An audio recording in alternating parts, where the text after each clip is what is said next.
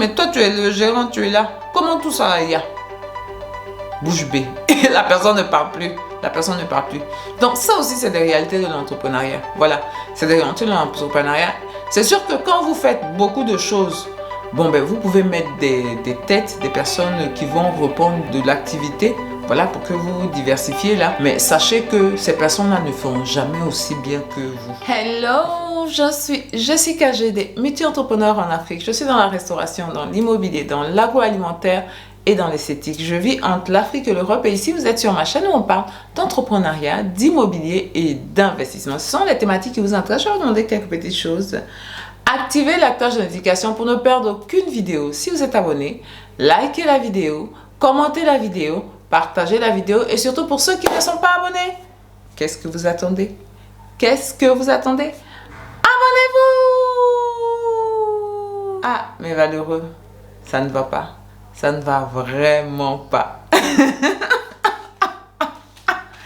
Mais oui, c'est vrai, ça ne va pas. Techniquement, ça ne va pas parce que mon chiffre d'affaires d'un de mes restaurants, là, c'est le plus ancien en plus, le chiffre d'affaires a vraiment baissé. Voilà, le chiffre d'affaires a baissé. Il y a eu une grande baisse due au fait que vraiment, je me suis lancée dans une multitude d'activités. Et aujourd'hui, on va parler du fait que, je veux dire, quand vous devenez multi-entrepreneur, comprenez aussi que vous allez devoir payer un coût. Certaines de vos affaires vont devoir payer un coût par rapport au fait que vous vous diversifiez et que vous suiviez plusieurs lièvres à la fois. Voilà. Il faut que ça se soit mis dans la tête de tout le monde. Quand vous suivez plusieurs lièvres à la fois, ça ne peut pas être la même chose que quand vous êtes focus sur un seul lièvre, sur une seule activité. Voilà. Quand j'étais, je veux dire, quand vraiment mon activité principale, c'était la restauration, ça marchait de feu de Dieu. Parce que, évidemment, j'étais tout le temps présente. Je pouvais répondre à toutes les préoccupations, à tous les problèmes, traiter tous les problèmes. Une fois que j'ai commencé à me diversifier, aller aussi dans l'immobilier, aller vers la transformation, me lancer même dans d'autres activités, des services, voilà, je me suis rendu compte que mon activité principale, à la base, avait commencé à décliner un peu, et décliner à un certain moment, même décliner vraiment tellement que j'ai cru que j'allais même pratiquement fermer le restaurant. Voilà, parce que vraiment je n'étais plus présente. Il y a beaucoup, vous savez, pas seulement en Afrique, on a l'impression que c'est en Afrique, c'est partout. Quand vous n'avez pas un bon système, voilà, quand vous n'avez pas mis en place un bon système pour vous permettre de fonctionner, même si vous n'êtes pas présente, ça fait que une fois que vous partez, mais que ce soit en Afrique, que ce soit en Europe, pour tous ceux qui sont dans l'entrepreneuriat en Europe, là, c'est la même réalité. Hein. Si vous n'êtes pas là, beaucoup de gens même, c'est pour ça que beaucoup de gens, quand ils vont en vacances, ils ferment les restaurants. Voilà, justement en Europe, beaucoup. Voilà, ils préfèrent fermer son restaurant que le laisser, ne serait-ce même que pour 1 mois, 3 semaines, à une tierce personne, parce que ça risque de mal se passer, quoi. Ça risque de mal se passer. Les chances que cela se passe ne se passe pas bien sont tellement importantes que les gens, ils préfèrent fermer. Voilà, ils préfèrent fermer.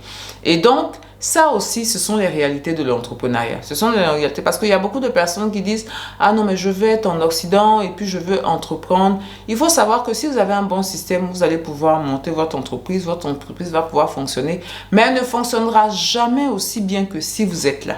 Elle ne fonctionnera jamais aussi bien que si vous êtes présent. Voilà, ça c'est une réalité. Ça c'est une réalité. Une réalité qu'il va falloir que les gens comprennent. Voilà, la présence, le fait d'être présent sur son affaire, à plein temps je dirais, ça apporte des avantages, pour la progression du business que le fait que vous soyez à mi-temps ou que vous venez de temps en temps ne vous apporte pas. Voilà, ne vous apporte pas. Si vous êtes à mi-temps, vous avez moins d'avantages que si vous êtes à plein temps.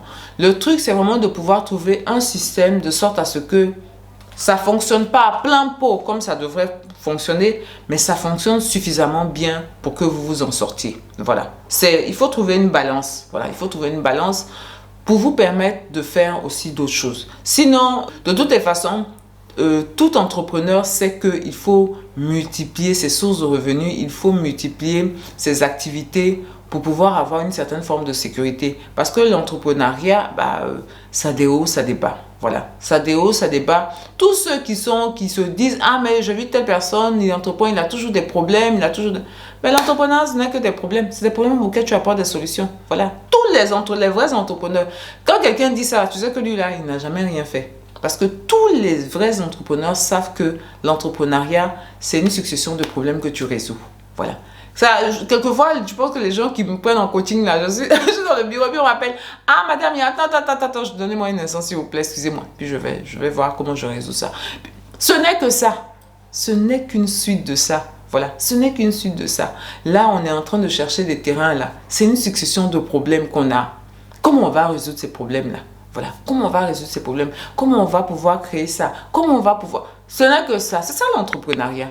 Donc, si vous voulez aussi vous lancer dans l'entrepreneuriat, si vous voulez vous lancer dans la restauration, mais pas que dans la restauration, et que vous n'êtes pas à plein temps, sachez que vous allez avoir votre chiffre d'affaires qui va se réduire, mais ce que vous devez faire, c'est de mettre en place un système qui va vous permettre, même si le chiffre d'affaires réduit, ne va pas faire péricliter votre affaire, vous allez avoir une affaire, une bonne affaire même aussi, qui va vous rapporter de l'argent, qui va vous permettre de bien vivre, mais c'est sûr que ça ne sera pas pareil que si vous êtes focus sur cette seule affaire et que vous êtes à plein temps sur cette affaire. Ça, il faut que vous le compreniez aussi, mes valeureux. Je sais que comme je dis, beaucoup de gens en Europe, là, disent bon mais quelle affaire je peux venir faire ici, l'affaire je peux venir faire ici. Il y a plein d'affaires que vous pouvez faire. Dans un premier temps, si vous voulez monter une affaire, il faut que vous vous concentrez sur cette affaire là pour qu'elle démarre, pour qu'elle fonctionne, et ensuite vous mettez un système pour pouvoir vous permettre de faire d'autres choses, tout en sachant que c'est pas pareil que quand vous êtes présent. Voilà, tout en sachant que c'est pas, mais c'est une donne que vous acceptez, c'est une donne que vous comprenez. Et c'est une donne que vous faites avec, quoi. Vous faites avec, voilà. Je suis sûre que d'autres personnes vont me dire, mais tu pourrais trouver un responsable, tu pourrais trouver un gérant. En Afrique, je ne peux pas parler d'Occident parce qu'en Occident, je n'ai pas fait l'expérience, donc je n'ai pas de retour. Mais en Afrique, c'est l'une des données les plus complexes à trouver. L'une des données les plus... J'ai tellement mis des gérants dans mon restaurant et ça s'est toujours tellement mal passé. Ça s'est toujours tellement mal passé que je préfère avoir un système où je sais que ça fonctionne. C'est sûr que je n'ai pas autant que si j'étais présent à plein temps, mais je sais que ça fonctionne. Voilà, ça fonctionne. Je peux contrôler les employés, contrôler ce qui se fait à la cuisine, contrôler la caisse, etc., etc. Voilà. Donc, le fait de mettre un gérant, de trouver un bon gérant, ça n'est pas la panacée parce que c'est une difficulté tellement grande, tellement extrême que c'est pas évident. C'est pas quelque chose d'évident. Donc, les gens qui disent que faut mettre un gérant, je suis sûr, mais malheureux, si d'autres ont mis des gérants dans leurs affaires là, et puis ça s'est bien passé là, mettez-moi en commentaire. Si ça s'est mal passé aussi, mettez-moi en commentaire. Moi, je pense que ça s'est mal passé là, c'est plutôt ça qui va venir plus en commentaire que ça s'est bien passé. Voilà, ce sont les réalités de l'entrepreneuriat. Sous nos tropiques, vous mettez des gens, vous leur donnez des directives, vous dites faites ça, quand vous venez, ce n'est pas fait. Quand vous venez, moi, quand j'ai mis des gérants, je suis revenu, j'ai fait plein de... Parce que j'ai mon petit système là pour savoir à peu près où est-ce qu'on en est. Et quand je mets en place ce système là, les retours sont terribles. Les retours sont terribles. Je dis, mais toi, tu es le gérant, tu es là. Comment tout ça y a? Bouche bée. Et la personne ne parle plus. La personne ne parle plus. Donc, ça aussi, c'est des réalités de l'entrepreneuriat. Voilà. C'est des réalités de l'entrepreneuriat. C'est sûr que quand vous faites beaucoup de choses, bon, vous pouvez mettre des têtes, des personnes qui vont répondre de certaines, qui vont répondre de l'activité, voilà, pour que vous vous diversifiez là. Mais sachez que ces personnes-là ne feront jamais aussi bien que vous. Ne feront jamais aussi bien que vous. Peu importe leur volonté, si volonté il y a, ne feront jamais aussi bien que vous. Voilà. Donc, ça, c'est une réalité que vous devez comprendre et vous devez accepter. Voilà. Simplement, peut-être que les personnes que vous allez mettre vont pouvoir gérer convenablement. Et le système, surtout, je crois plus au système qu'aux hommes. Voilà, franchement, je crois plus au système que gens. Maintenant, tu mets ton système de vérification, ton système de contrôle, tu mets ton système pour pouvoir contrôler la cuisine, pour pouvoir contrôler les retours par rapport aux clients, tout ça. Quand tu mets ça en place, Évidemment, si tu es présent, s'il y a un problème, automatiquement tu résous. Mais lui, la personne que tu as mis là ou les gens que tu as mis là, s'il y a un problème, ils vont résoudre. Voilà, donc doucement, doucement, doucement. Mais tu peux quand même réguler, faire de sorte à ce que ton affaire se porte bien, sans péter la forme comme si tu étais là, mais ça se porte quand même bien. Donc mes valeureux, c'est ça, c'est vraiment ce que je voulais vous dire. Sachez que si vous n'êtes pas à plein temps dans une affaire, cette affaire-là ne peut pas donner son potentiel à maximum. Sachez-le, voilà. Mais sachez aussi que la multiplication des business permet d'avoir une certaine forme de sécurité. Voilà, vous savez que l'autre va fonctionner. Si l'autre ne fonctionne pas bien, l'autre va... Voilà, donc ça vous donne une certaine forme de sécurité, ça vous donne une certaine forme, une certaine latitude et une certaine liberté. Voilà, ça vous donne aussi une certaine liberté. Simplement, il faut mettre en place de bons systèmes pour que tout ça, ça puisse se tenir. Voilà, ça puisse se tenir. Peut-être pas, ça ne va pas donner le 90% de ce que ça devrait donner, mais si ça vous donne 70%, c'est complètement acceptable et c'est bon. Voilà, je préfère avoir 70% de 5 trucs que 90% d'un seul truc. Voilà, 90% d'un seul truc. Un truc où c'est ça les affaires, hein. Il peut avoir n'importe quoi. On a eu le Covid là, on a dû fermer les restaurants pendant combien de temps? Voilà. Et là, vous faites comment?